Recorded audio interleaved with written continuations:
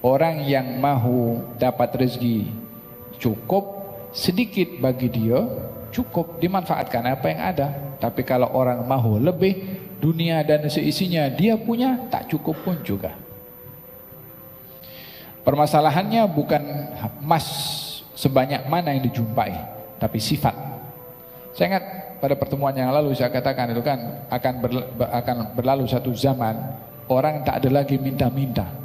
Walaupun bukan semuanya kaya, tapi dihantarkan oleh Allah di hati mereka sifat qanaah, merasa cukup dengan rezeki yang ada dan menjaga air muka untuk tidak minta-minta kepada orang lain. Sehingga ada salah seorang daripada mereka datang pergi Baitul Mal minta pemberian. Sudah dapat pemberian, itu Baitul Mal hartanya melimpah ruah, tak ada orang datang minta.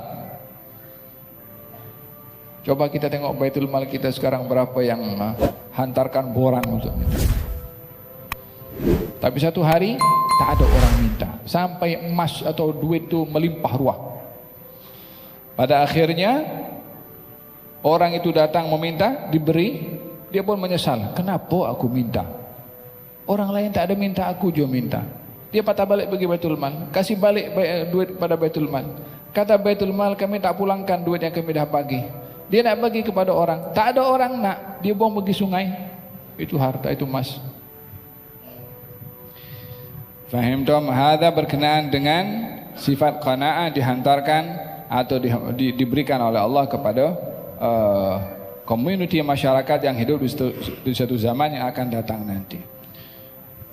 Hadis ini memberikan kepada kita isyarat betapa perlunya seorang muslim dan mukmin punya sifat qanaah dan sifat wara. Sifat qanaah dan sifat wara dipuji oleh Allah dalam Al-Qur'anul Karim. Golongan kaum muhajirin sifat qanaah. Dengan apa? Tidak menampakkan diri walaupun susah. Tidak menampakkan diri walaupun susah. Walladzina usyiru fi sabilillah la yastati'una darban fil ardi yahsabuhumul jahilu aghniya'a minat ta'affuf ta'rifuhum bisimahum la yas'aluna an-nasa ilhafa. Terdapat orang-orang yang tidak mampu berjihad. Tidak mampu berjihad, bukan tak nak berjihad, tidak mampu. Tak punya duit untuk beli kuda, tak punya duit untuk berbekal dengan pedang, tidak punya kemampuan untuk berbekal makanan pergi berjihad. Hanya punya tenaga, hanya punya tubuh badan saja, yang lainnya tak ada.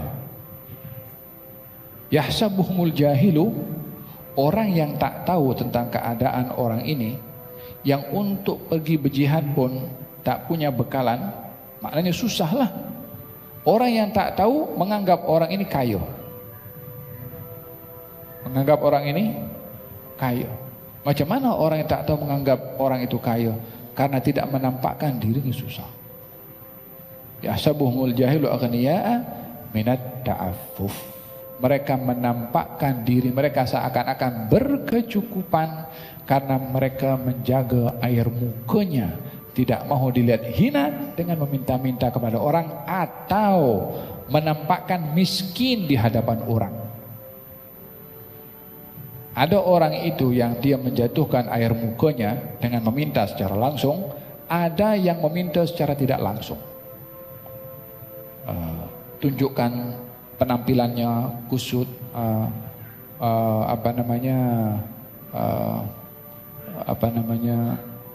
pakai handphone lama. Handphonenya handphone lama, diletakkan di hadapan situ, biar orang tahu aku punya zuhud. Sama aja, tak ada guna begitu. Kalau tujuannya nak tunjuk kepada orang, ya kita tak mau nak hukum isi hati. Tapi bila maksud seseorang itu yang hidup susah, nak tunjuk kesusahannya dengan penampilan, dengan kata-kata, dengan apapun juga, maka tak termasuk daripada orang yang dia afif, yang menjaga kehormatannya.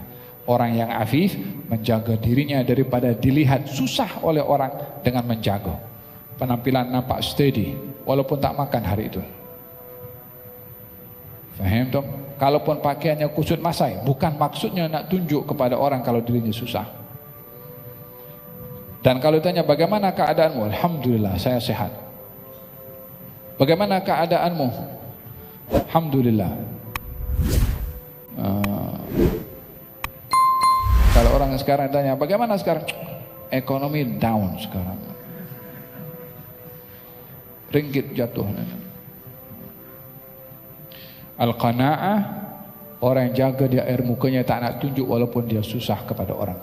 Walaupun dia susah, tak tunjuk kesusahannya kepada orang lain.